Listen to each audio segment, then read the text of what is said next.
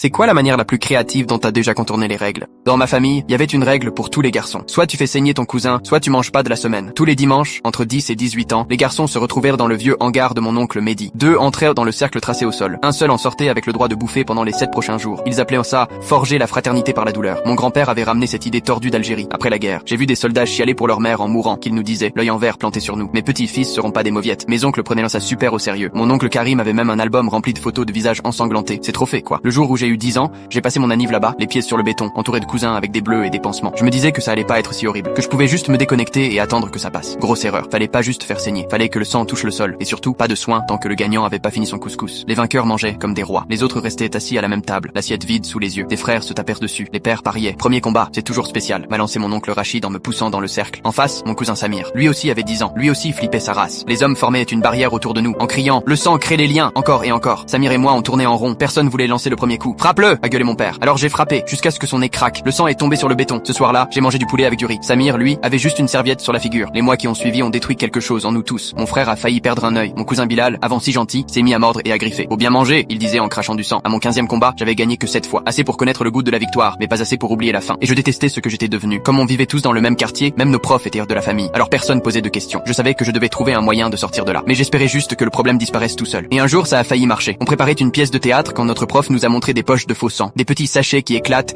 et font super réaliste. J'ai eu un déclic. J'en ai volé quelques-uns, juste pour tester. Le samedi suivant, j'en avais un planqué dans ma main. Quand mon cousin Malik m'a mis en prise, j'ai claqué le sachet contre mon nez. Le faux sang a coulé direct. Du sang au sol, a crié mon oncle. Malik a gagné. J'ai eu faim. Et pour la première fois, j'étais pas en colère. Je me suis concentré sur les sachets. J'en ai piqué d'autres. Je montrais la technique aux petits cousins pendant les pauses pipi. On a monté une chorégraphie, des chutes bien jouées, des coups qui faisaient le pas mal. Pendant 3 mois, c'était le paradis. On se partageait les victoires selon qui avait le plus besoin de manger. Mon petit frère souriait à nouveau. On était des acteurs, pas des bêtes. Tout allait bien. Jusqu'au jour où mon grand-père a regardé le visage intact de mon cousin après un combat brutal. Où sont les bleus? Il a demandé. Comment t'as guéri si vite? Silence. Moi, je fixais mes petits pois comme si c'était les trucs les plus intéressants au monde. On pensait qu'il allait laisser tomber, mais il a rien oublié. Le samedi suivant, c'était plus pareil. Fouille, détecteur, oncle transformé en arbitre dans le cercle. Quand ils ont trouvé les sachets de faux sang sur Yacine, mon grand-père a décidé de frapper fort. 3 mecs de 18 ans contre un de 14. Du vrai sang, des vrais cris. Yacine a boité pendant des semaines. T'es le prochain, m'a dit mon père ce soir-là. Batte-toi comme un homme, ou je vais t'apprendre la vraie fraternité. J'ai rien dit. J'ai juste sorti mon téléphone. J'ai tout filmé depuis 8 mois. Chaque baston, chaque famine, tout est dans le cloud. La police et la protection de l'enfance y ont déjà accès. C'était du bluff, mais ils le savaient pas. Et c'est tout ce qui comptait. On va plus saigner pour vous, a lâché Samir. Nassim avait déjà composé. Oui bonjour, on a besoin d'aide au 22 rue des Lilas. Maltraitance sur mineur en cours.